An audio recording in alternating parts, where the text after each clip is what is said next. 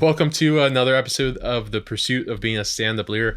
I'm Jared Whitman. I'm here with John Russell, and we're breaking down John's book, the Be a Stand-Up Leader, the ABCs of Getting the Job Done Right. Or doing the right thing. You're doing the right thing. We're breaking down this book chapter by chapter, and this book is based off John's career and what he's learned, his experience. So the episodes are really fun. It's a conversation between John and I. We both have different perspective, different levels of experience, and you get a little bit of an older school, you get a little bit of a newer school. So it's a little bit of everything, and it's just really for me, it's really fun to have these kinds of conversations, and really fun to have them with you because we're in the same field, right? Marketing, sales, business, right? We both own our own businesses. It's been a ton of fun, and we've both worked in some manner on our next topic, which is outdoor advertising. John, I've worked with local outdoor advertisers here from a marketing director as a buyer. Yeah, as a buyer and a designer, and you've worked there as a seller. I worked at Adams Outdoor, which is the local out-of-home advertising service company. And it was a good experience because I learned so much that I had no idea about. When you were involved as a marketing director, you were heavily involved in billboards. Yeah. Tell me and tell the viewers about that experience. What was that like as a buyer? Well, the Madison market doesn't have a lot of billboards in the area. There's Adams Outdoor, there's Lamar, and I think there's just outside of Madison, there's Clear Channel, but that's like in Jones, north. Jones, northeast of here, up in the Fox Valley. Yeah, in Columbus area. So that's kind of Madison Metro, but really, it's the two. Adams owns all the boards inside the city except for a few. Yeah, and then Lamar has. They have boards around. Yeah. They're nationwide. So I reached out to both the companies. And Adams got back to me right away. It was a weird situation because both sales reps, or there was a transition at both companies with sales reps. So Adams got back to me right away, and I met Mark Neal, our friend. Yeah, I used to work with Mark. Both friends with him. The experience was the design. We were trying some things right away, like having the brand on there, having a phone number on there, having the website on there. We ran a small campaign with it, and then we got introduced to the Adams Bomb, which is a 20-some poster promotion all over. That gets sprinkled all over. When we ran that, we did just branding. We didn't have any phone numbers. We didn't really have any. What was the message? Other information. It was just the brand. Just the name of the company? The name of the company. And the logo. Okay. That's all it was. Okay. Once we ran that, I could see the organic searches on the back end shoot up. Google Analytics. So we were getting about 900, under 1,000 organic searches every month.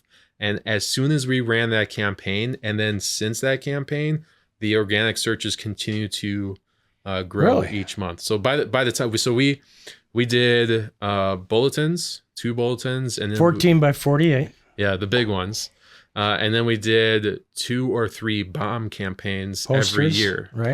How big are the posters? 20? Yeah, no, I think they're 10 feet. 10 feet. Yeah. Okay. Yeah. So we did that, and our organic searches went from under 1,000, and by the time I left, it was about 3,200 searches. That's pretty good. Every year. Now, it's not just that we got that with the outdoor advertising. I think outdoor advertising is a significant piece, especially in this market, to get your brand in front of a large amount of audience members, prospects. Total population. Population. But when you're developing a marketing strategy and a marketing campaign, you really want to differentiate your marketing across all different channels, as many as you can, where you can optimize your budget.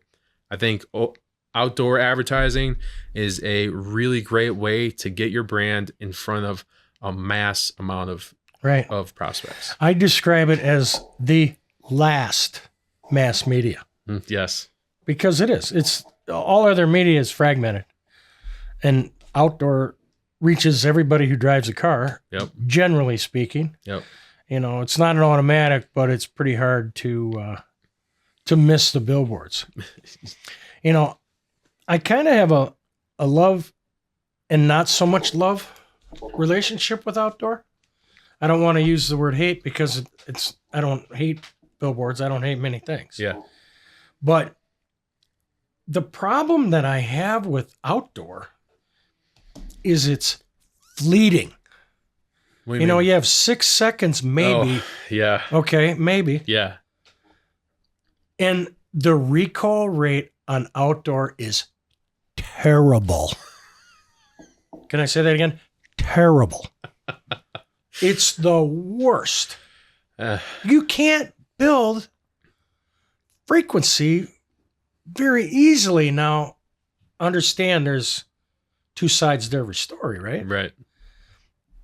The problem that occurs, in my opinion, is when you're driving down the road, and we all know the main roads that have the big billboards on them.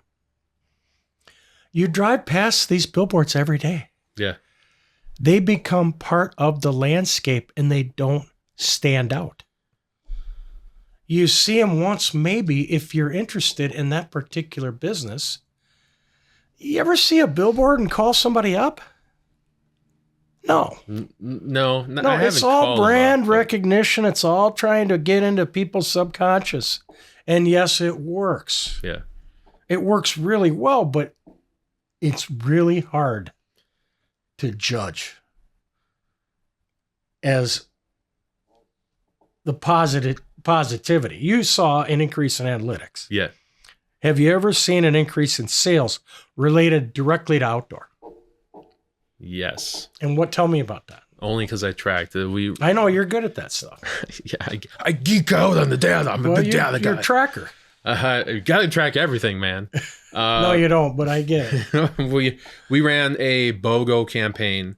Buy one, get one. Buy one, get one. So on the billboard, we had the phone number on there and the website. It was a great call to action. We did this twice. The first time was we had a tracking number and that registered a few calls and it registered a sale. So that's how I tracked it. The second time we did, I think it was like a free furnace with purchase of an AC on the posters. Pretty big offer. During a bomb. That didn't have any tracking number on it. It didn't have any website on it, but it had the brand, the logo, and the free furnace. So when people called in to say, I want the free furnace deal, then customer it was service. The only place you advertised it. No. Okay.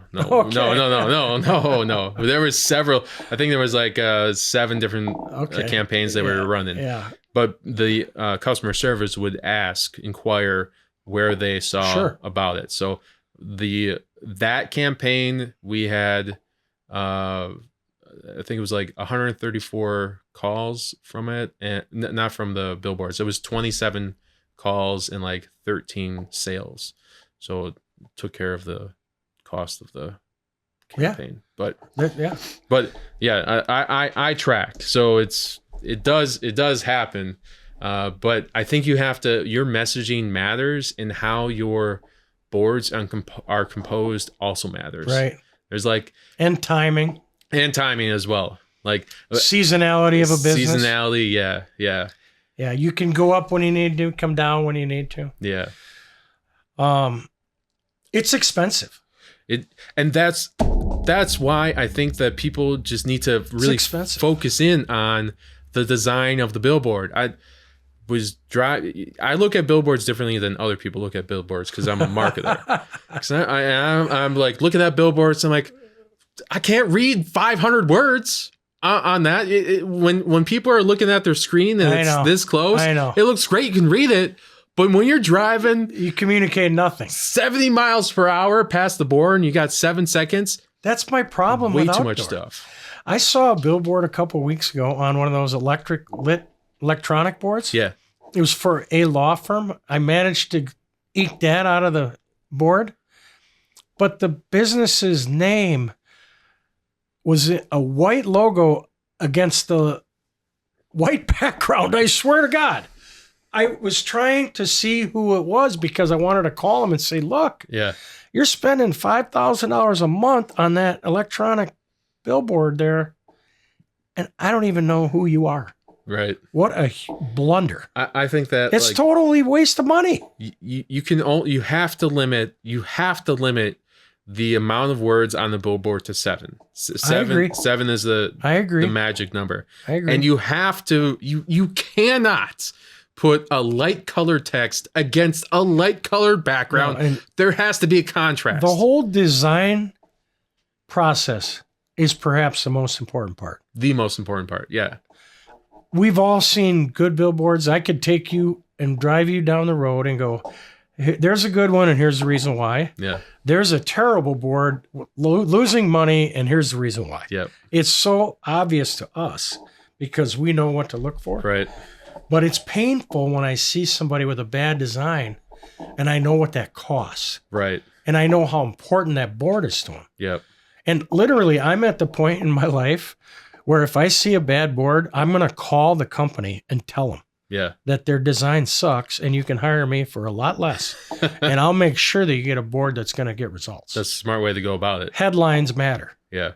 So there's so many different kinds: bulletins, posters, digital, lighted boards, bus board, airport kiosks, parking ramps, bus shelters. Out of home advertising is more than just billboards on the highway. Right. And it's a combination approach that does tend to lead to more success. I think I'd like to clarify that combination approach, utilizing an aspect of outdoor advertising Right. with other potential marketing tactics. Yeah, absolutely. Yeah. 100%. Just wanted to clarify. No, yeah, good point. And I want to get back to that because I just read an article on that subject today. We'll talk about it in a second. Great creative designs ensure that your message will be seen with consistency. 6 words or less. Right there in the book. Jared, you're on top of it. It does come with a high cost. It could be upwards of $10,000 a month. What was the most you spent when you were cranking? On outdoor? Altogether? No, just like run some numbers by me. Well, what was the cost of your campaign? I mean, they 50 grand, 100 grand? For outdoor advertising alone, I think it was around between 20 to 25 at the 1,000? time. Yeah, month? Yeah. For those boards. So for one board? No, I'm sorry. It was like 25 or 30 posters. Okay. Sprinkled throughout the area. So if we wanted to run our BOGO, $1,000 a poster. Sure. Yeah. So if we wanted to run that BOGO campaign during a lull time of shoulder season, right, then it made sense because now we're trying to get it out there. Here's part of the problem. Is it $1,000 per poster and that's it? Or you have to buy 10?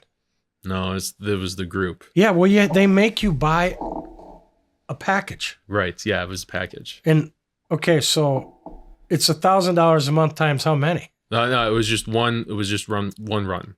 So 30. I don't remember the exact number, but let's say 20, 25. You can't get it done with one board. No. It was a group of 25 posters. Okay. Yeah, sprinkled throughout Dane County for 20 grand. For like 22 grand. Okay, so it's 1,000 a head. Yeah. So that's a month. Yeah, for the 4 weeks. Yeah. Right, but think about this: $20,000 in 1 month. That's a lot. Who can afford that? Big companies. That's a problem that I have with outdoor. I think pros and cons. I understand where you're coming from. Like a small company that might not have a budget like the company that I work at. Yeah, right. You work for a big company. I worked for a pretty big company. Doing millions of dollars. With a big budget. Yeah. Yeah. So I understand the passion behind wanting a company to do well, especially if they have a shitty board because it's not designed properly or they don't know the fundamentals of design, especially when it comes to a billboard like that.